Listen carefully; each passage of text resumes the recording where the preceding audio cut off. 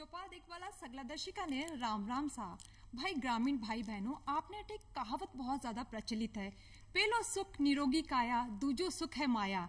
इसलिए अपने जीवन में सुखी तरीकों जीने के लिए अपने स्वास्थ्य को ध्यान रखना बहुत ज्यादा जरूरी है। लेकिन आजकल की भाग दौड़ भरी जिंदगी में प्रदूषण के कारण, असंतुलित आहार और व्यायाम नहीं करने के कारण आपने शरीर के अंदर बहुत सारा इन्फेक्शन हो जाए, बहुत सारी बीमारियां हो जावे। यानी कि एक बीमारी है गुर्दा रोग की। आप सगला जाना कि गुर्दो आपने शरीर में कितो महत्वपूर्ण भाग है। जी तरीका आपने घर की रसोई के मायने पानी ने साफ करवा खातर अपना फिल्टर लगावा, बिल्कुल भी तरीका हुई आपने शरीर के मायने गुर्दो एक तरह फिल्टर ही है। वो अपने शरीर का जितना भी विषाणु पदार्थ है बने बारे काट शरीर ने स्वस्थ रखे, साथ ही साथ पानी की मात्रा ने बना रखे और इसके साथ में खून बनावे, खून की सफाई भी रखे। इसलिए गुर्दो अपने शरीर को एक बहुत ही महत्वपूर्ण भाग है और गुर्दा ने अच्छी तरीका रखना, गुर्दा रोग बचने के लिए आपने कौन सा उपाय करना, इस विषय पर आज ही चौपाल में आप बात कर सकते हैं। और आज ही चौपाल को विषय भी है गुर्दा रोग का कारण और ब्यूम निवारण की तरीकों करे जावर। ये विषय पे जानकारी देबा खातर आपने सगे पधारा है डॉक्टर राकेश शर्मा जी, जो कि गुर्दा रोग विशेषज्ञ है, साथ ही गोल्ड मेडलिस्ट भी है अपनी फील्ड के मायने। राकेश जी, मैं चौपाल में आपको बहुत बहुत स्वागत है। डॉक्टर साहब, आज आप गुर्दा रोग की बात कर रहे हैं। जी, आप अभी बात करिए कि गुर्दो बहुत जरूरी है, शरीर को बहुत महत्वपूर्ण भाग है। तो सब पहले आप वहाँ के ग्रामीण भाई बहन आप बताओ कि गुर्दा रोग जो है वो है कहीं।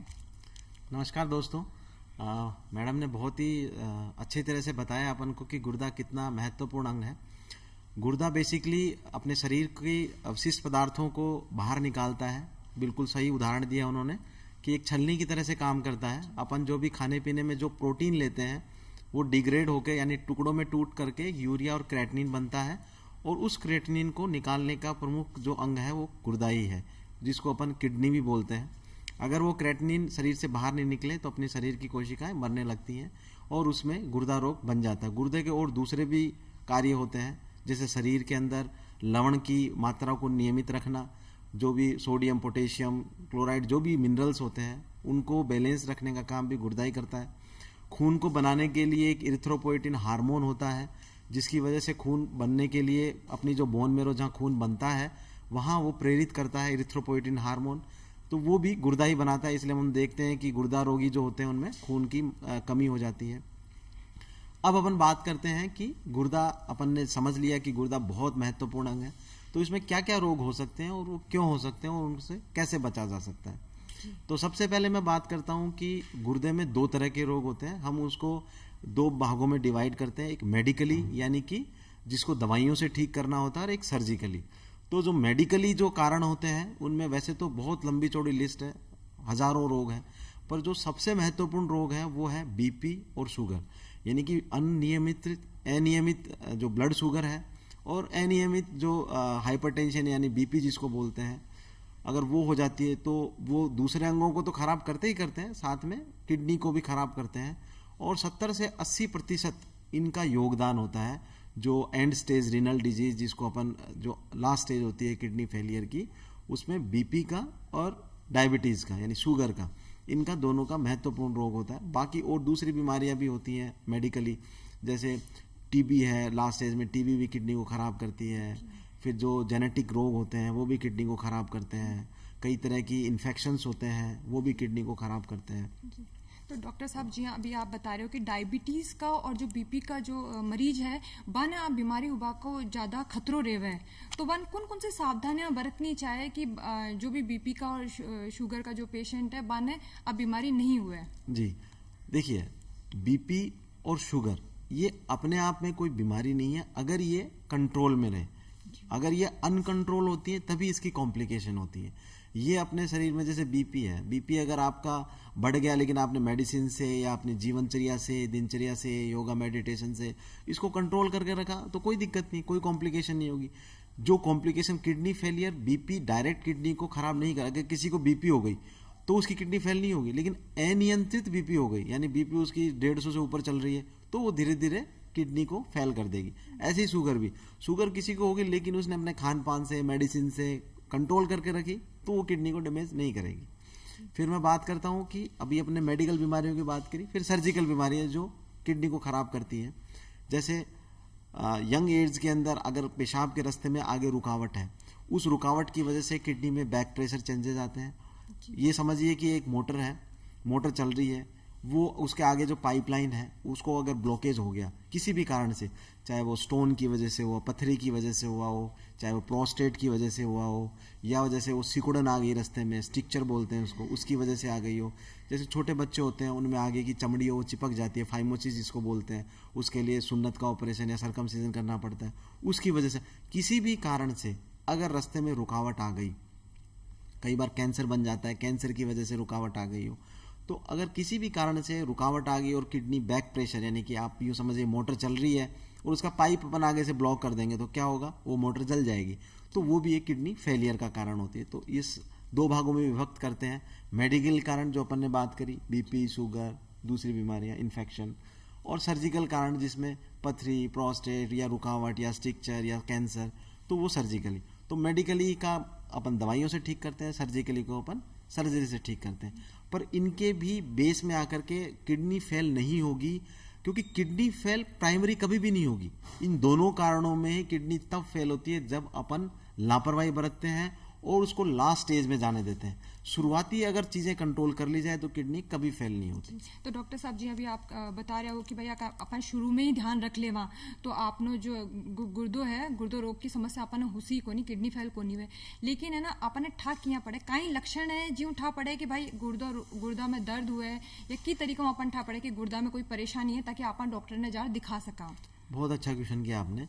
देखिए, बीपी और शुगर में किडनी के लक्षण बहुत लास्ट स्टेज में आते हैं, जब शरीर में सूजन बढ़ने लग जाती है, जब क्रेटिन है वो 3-4 से ऊपर चला जाता है, तब जाकर के हमें लक्षणों का पता चलता है।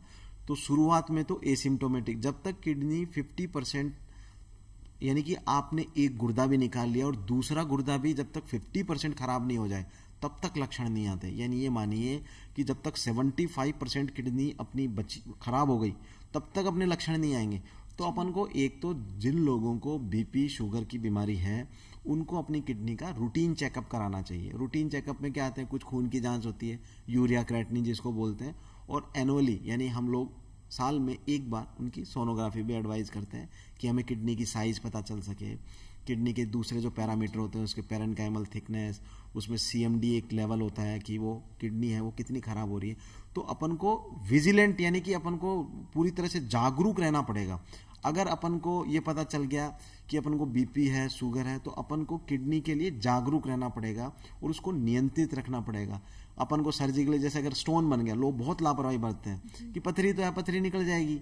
उसमें कई मिथ्स ये हैं कि बियर पीनी चाहिए, दूध नहीं पीना चाहिए, वो मिथ की भी अपन चर्चा करेंगे।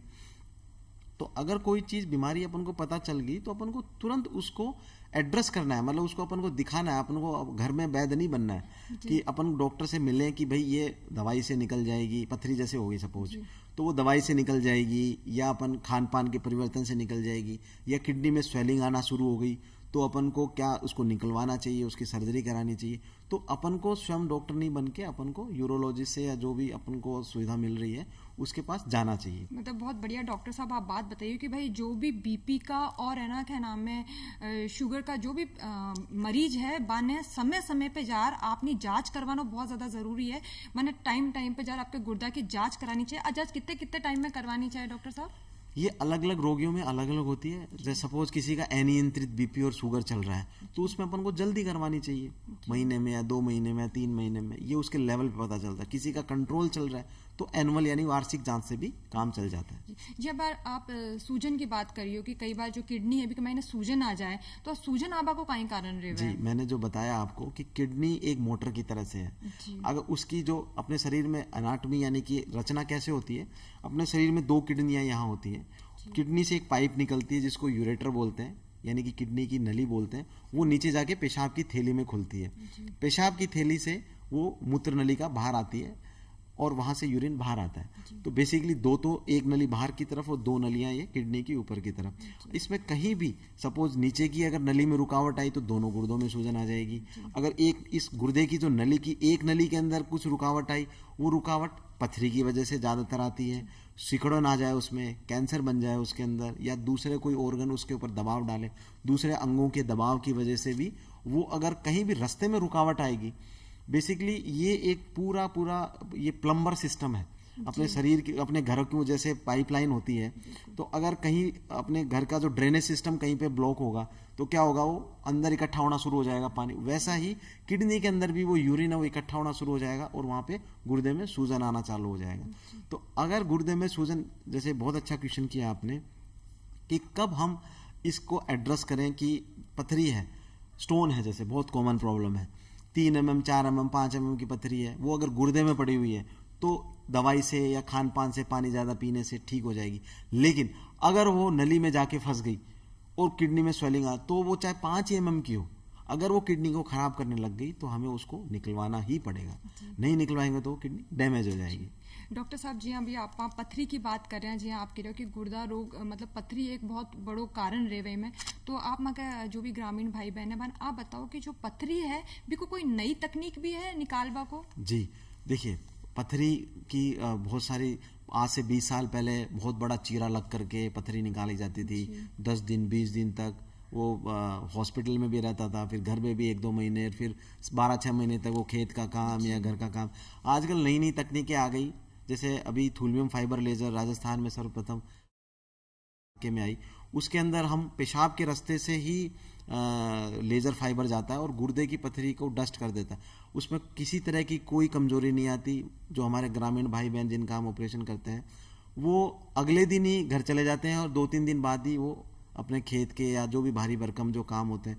तो कहने का मतलब इतनी एडवांस तकनीक आ गई है कि आपको घबराना नहीं है कि अब तो मेरा जिंदगी, बहुत सारों के मन में ये विचार रहते हैं कि भाई हमारा तो एक बार ऑपरेशन हो गया, फिर हम तो खेत में काम ही नहीं कर पाएंगे, हमारा तो मजदूरी का काम है वो नहीं कर पाएंगे। नहीं, ऑपरेशन के बाद भी आप उतनी ही अपनी एफिशिएंसी के साथ, अपनी क्षमता के साथ काम कर सकते हैं।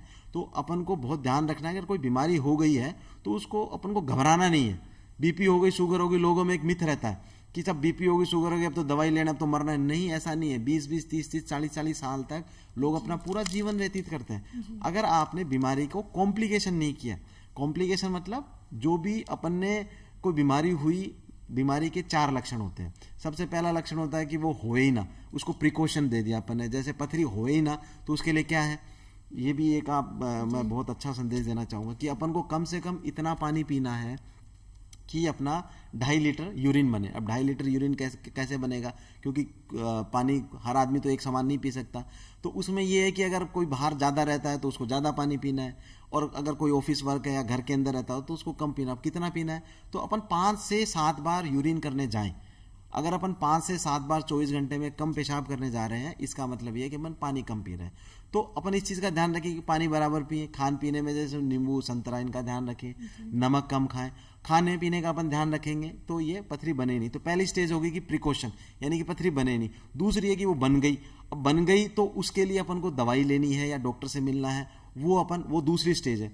तीसरी स्टेज है कि उसकी कॉम्प्लिकेशन है, गुर्दे में सूजन आ गई, तो अब उस कॉम्प्लिकेशन को भी अपन को ठीक करना है। यूं नहीं कि अब तो मरना ही है, नहीं, उसको भी ठीक किया जा सकता है। अपन पथरी निकाल के उसकी सूजन के लिए उसमें स्टेंट डालते हैं। और चौथी से सपोज कॉम्प्लिकेशन से वो गुर्दा खराब भी हो गया तो फिर वो चौथी स्टेज आती है जिसमें डायलिसिस और किडनी ट्रांसप्लांट। तो ये 4 स्टेज में अपनी कोशिश ये रहनी चाहिए कि अपन पहली स्टेज में ही ठीक हो जाए, दूसरी, तीसरी स्टेज, चौथी स्टेज तक आए ही नहीं। डॉक्टर साहब, बहुत बढ़िया बात आप बताइए कि भाई अपन ने सब पहले तो अपने स्वास्थ्य को ध्यान रखना बहुत जरूरी है, पानी पीना बहुत ज्यादा जरूरी है, इसके अलावा एक अच्छा आहार लेना भी बहुत जरूरी, ताकि अपन ने पथरी जियान की समस्या हुए ही नहीं। और पानी तो बिया भी पीना, चाहे शरीर का सारा ही रोग जो है वे पानी निकल जावे। डॉक्टर साहब, इसके साथ में एक और चीज पूछ चाहूँ कि अब टाबरा की अगर बात करा तो टाबरा में जो गुर्दो रोग है वो का कितना खतरो रहे है? बच्चों में जनरली किडनी डिजीजेज बड़ों के मुकाबले कम होती है, लेकिन कई कंजेनाइटल प्रॉब्लम्स होती हैं। जैसे बच्चों में जैसे मैंने बताया ना, नली की सिकुड़न जिसको हम पीयूजी ऑब्स्ट्रक्शन बोलते हैं, जन्मजात ही बच्चों के गुर्दे में सूजन आती है, तो उसका भी सर्जरी से हम लोग उस सिकुड़न को हटा के और जोड़ देते हैं। आगे की जो पेशाब की चमड़ी होती है बच्चों में वो जुड़ी हुई होती है, फाइमोसिस बोलते हैं, उसको भी हम हटा सकते हैं। दूसरा, बच्चों में अगर जैसे किडनी की प्रॉब्लम होती है तो कुछ ना कुछ उसके पीछे लक्षण होता है। क्यों? क्योंकि गुर्दा रोग बच्चों में अनकॉमन है, कॉमन नहीं है। पथरी बनना बच्चों में, अगर बच्चे में पथरी बन रही है तो हमें चौकन्ना होना चाहिए। क्यों? क्योंकि बच्चों की इस प्रक्रिया ही भगवान ने इस तरह से दी है कि बच्चों में पथरी बनना या गुर्दा रोग होने की संभावनाएं कम होती हैं। तो हमें ये देखना है कि कोई एनाटॉमिकल वेरिएशन तो नहीं है, कि कोई जन्मजात विकृति तो नहीं है। तो उसके लिए हमें जांच करवाते हैं, सोनोग्राफी है, रंगीन एक्सरे की जांच है, उससे हमें पता चलता है कोई एनाटॉमिकल वेरिएशन, यानी कि कोई शरीर के अंदर उसकी कोई आकृति की कोई विकृति तो नहीं आई है। तो सबसे पहले हम वो देखते हैं। दूसरी बात, बच्चों में रिजर्व बहुत कम होता है। बड़े तो सपोज स्टोन बन गया, बड़ों में तो क्या है कि पथरी पड़ी रही गुर्दे के अंदर एक कोने में पड़ी है तो कोई दिक्कत नहीं है, लेकिन बच्चों में अगर पथरी बनती है तो वो धीरे धीरे बड़ा रूप लेकर के और किडनी फेलियर के चांसेस भी ज़्यादा होते हैं, क्योंकि बच्चों में रिजर्व कम होता है। तो ये डॉक्टर साहब एक छोटो टाबर है जो बड़ा तो ठा भी पड़ जाए कि शरीर में खट्टे दर्द हो रही है, कहीं जांच करानी नहीं करनी, लेकिन एक छोटो टाबर की बतावे कि शरीर में खट्टे दर्द हो रही है या खट्टे भी स्टोन बन रहे हैं। देखिए, बच्चों में एक सबसे जो हमारी ट्रेनिंग में भी हम देखते थे, अगर बच्चा खा पी रहा है और अपनी पोटी और यूरिन कर रहा है, इसका मतलब वो स्वस्थ है। बच्चों में और जानवरों में भी, बच्चे अगर खाना पीना छोड़ दिया, दूध पीना छोड़ दिया, वो खा पी नहीं रहे, इसका मतलब उसमें कुछ ना कुछ समस्या है। अगर बच्चा दूध नहीं पी रहा, खाना नहीं खा रहा, इसका मतलब उसमें प्रॉब्लम है, हमें डॉक्टर को दिखाना है। दूसरी बात, बच्चों को एक बहुत बड़ा अस्त्र शस्त्र दिया है भगवान ने, रोने का, क्राइंग। बच्चा अगर रो रहा है, डेफिनेटली उसको कुछ ना कुछ प्रॉब्लम है। तो रोना प्लस अगर वो खाना पीना नहीं कर रहा है, प्लस तीसरी बात, आप माँ हैं, वो ये जरूर देखें कि वो कितनी बार पेशाब करने जा रहा है। पता चला कि वो पूरे दिन भर ही पेशाब करने नहीं गया, तो फिर अपन को कुछ ना कुछ प्रॉब्लम है, या तो यूरिन बन नहीं रहा है या बन रहा है तो वो निकल नहीं रहा है, तो अपन को डॉक्टर के पास जाना चाहिए। मतलब आप कह सका कि भाई छोटो टाबर है, अगर वो खानो तरीका वो नहीं खा रहे, दूध नहीं पी रहे हैं, या फिर वो बार बार बाथरूम नहीं जा रहे हैं, तो अपन ने डॉक्टर की सलाह लेना बहुत ज्यादा जरूरी है। इसके साथ आता बात अपन कर ली टाबरा के मायने ई बीमारी के बारे में, लेकिन जी बड़ा बुजुर्गों के मायने बहुत सुना कि भाई गुर्दो खराब हो गया है या गुर्दो को रोग हो गया है, गुर्दा में पथरी हो गई है, तो बुजुर्गों में बीमारी हुआ का क्या कारण है? देखिए, बुजुर्गों में पेशाब की समस्याएं बहुत ज्यादा होती हैं। उसका महत्वपूर्ण कारण होता है, सबसे महत्वपूर्ण कारण होता है प्रोस्टेट का। प्रोस्टेट एक ग्रंथि होती है जो 50 साल के बाद में धीरे धीरे बढ़ना शुरू कर देती है, और वो पेशाब की थैली के मुंह के ऊपर होती है। वो बढ़ करके वो जो पेशाब की जो ट्यूब होती है उसको दबा देती है, तो ब्लॉक कर देती है। ब्लॉक कर देती है तो वो दोनों गुर्दों पर असर डालती है। पेशाब की थैली फूलती है और उसका बैक प्रेशर से वो किडनी भी फूलने लग जाती है, सूजन आने लग जाती है, और उसमें भी खराबी आनी शुरू हो जाती है। अब इसके लक्षण जो होते हैं बुजुर्गों में, आप देखते हैं कि पेशाब बार बार जाना, जैसे दिन में भी हर घंटे में जा रहे हैं, रात को भी 2 घंटे 3 घंटे में जा रहे हैं। और सबसे पहले लक्षण शुरू ही रात से होते हैं कि उनकी नींद पूरी नहीं हो पा रही है, वो हर 2 घंटे 3 घंटे में जा रहे हैं। फिर जाने में भी उनको एक बार में संतुष्टि नहीं मिलती, वो पेशाब करने के बाद यूँ लगता है कि नहीं, पेशाब पूरा हुआ नहीं है, दोबारा आना पड़ेगा। फिर उनको जोर लगाना पड़ता है, पेट के जोर से।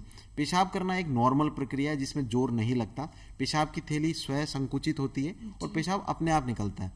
पेशाब में जलन होती है, पेशाब बार बार आता है, और करने के बाद में भी पूरी संतुष्टि नहीं मिलती, जाते ही पेशाब नहीं होता, हेजिटेंसी रहती है कि थोड़ी देर रुके फिर पेशाब आया।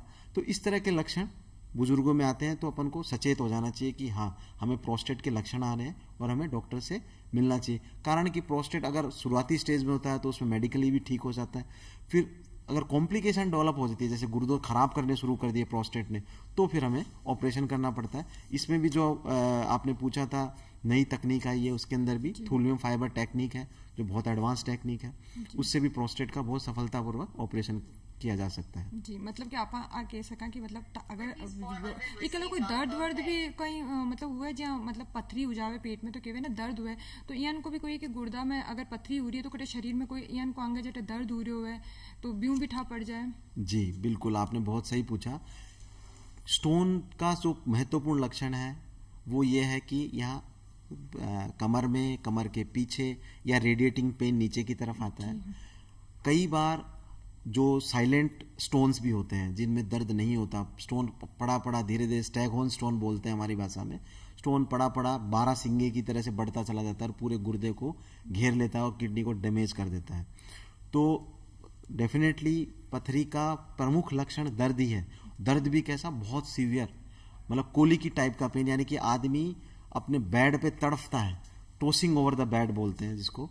तो अगर वो दर्द है तो इसका मतलब वो नली में आके पथरी फंस गई है। पर अपन को यही नहीं सोचना है, अगर दर्द बंद हो गया तो अपन को ऐसा नहीं कि अब इलाज नहीं कराना।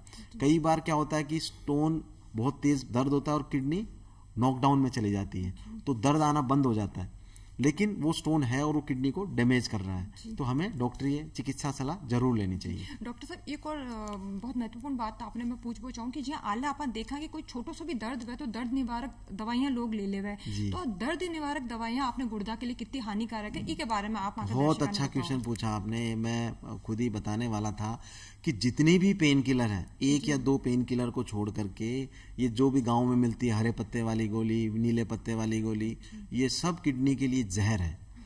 दर्द के अंदर सपोज आप यूं सोचो कि एक मोटर है, वो चल रही है और आगे उसकी पाइपलाइन ब्लॉक हो गई और वो मोटर अंदर से खराब होने वाली है और आप बाहर से एक डंडा मार रहे हो उसको मोटर के ऊपर, तो मोटर जो मरने वाली है वो और टूट जाएगी।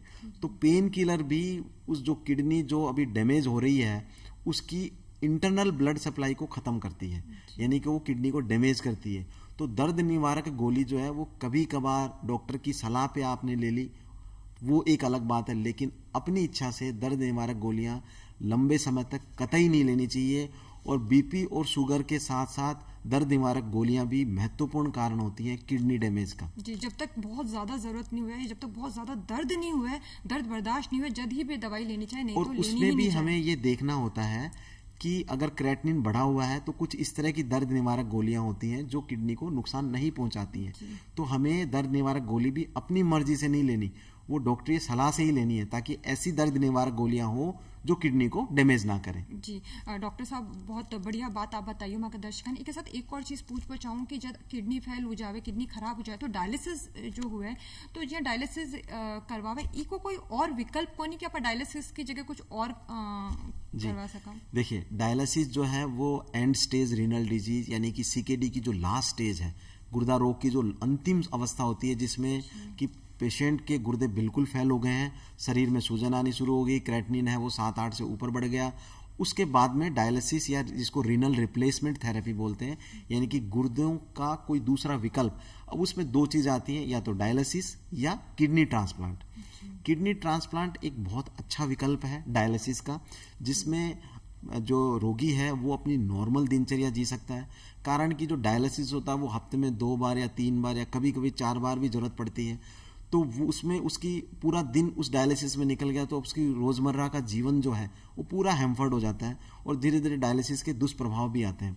तो अगर कोई सक्षम है, जिसके पास किडनी, उसके फैमिली में कोई डोनेट करने वाला है, दान करने वाला है, तो डेफिनेटली किडनी ट्रांसप्लांट बहुत अच्छा विकल्प है डायलिसिस का, और जिससे वो अपनी नॉर्मल दिनचर्या आराम से व्यतीत कर सकता है। और एक किडनी ट्रांसप्लांट से होने के बाद 10 साल 20 साल तक वो आराम से अपना जीवन व्यतीत कर सकता है। जी, तो डॉक्टर साहब जी अभी आप बात करिए कि कोई दूसरो विकल्प है, लेकिन इमेज कई लोगों के शुरू ही जन्म हुई एक ही किडनी हुए, तो भी को कई कारण रहे हुए हैं।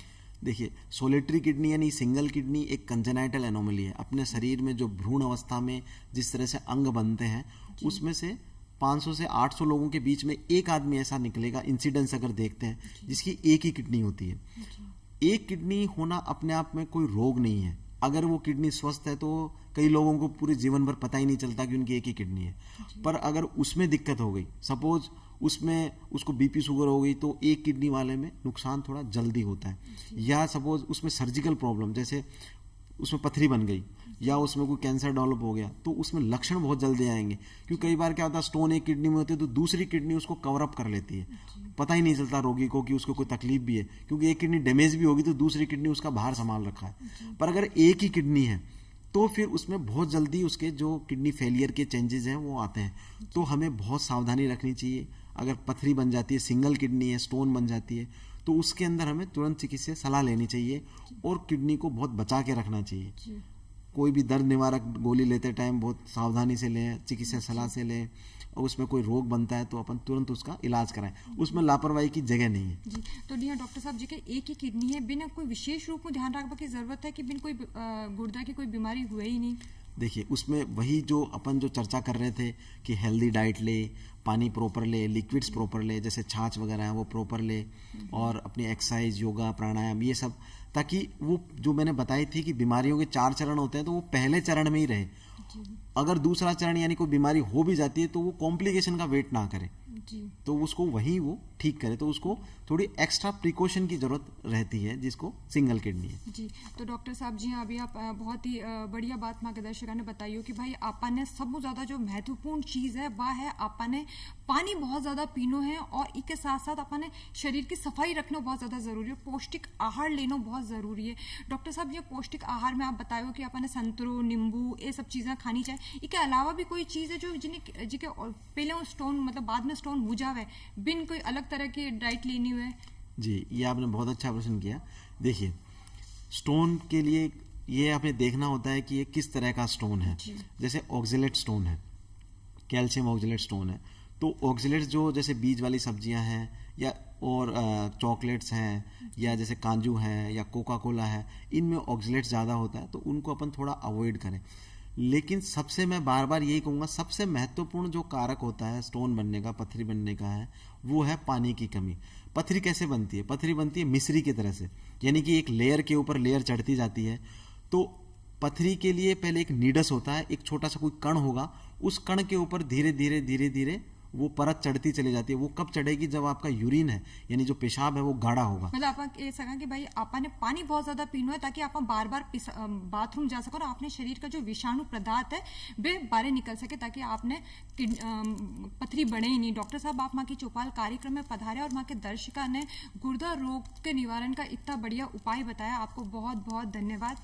ग्रामीण भाई बहनों, स्वस्थ रहो, अपने परिवार ने भी स्वस्थ रखो। आज री चौपाल में बस इतो ही, फिर मिलशा एक नई चौपाल में एक नए विषय के साथ। तब तक के लिए राम राम सा।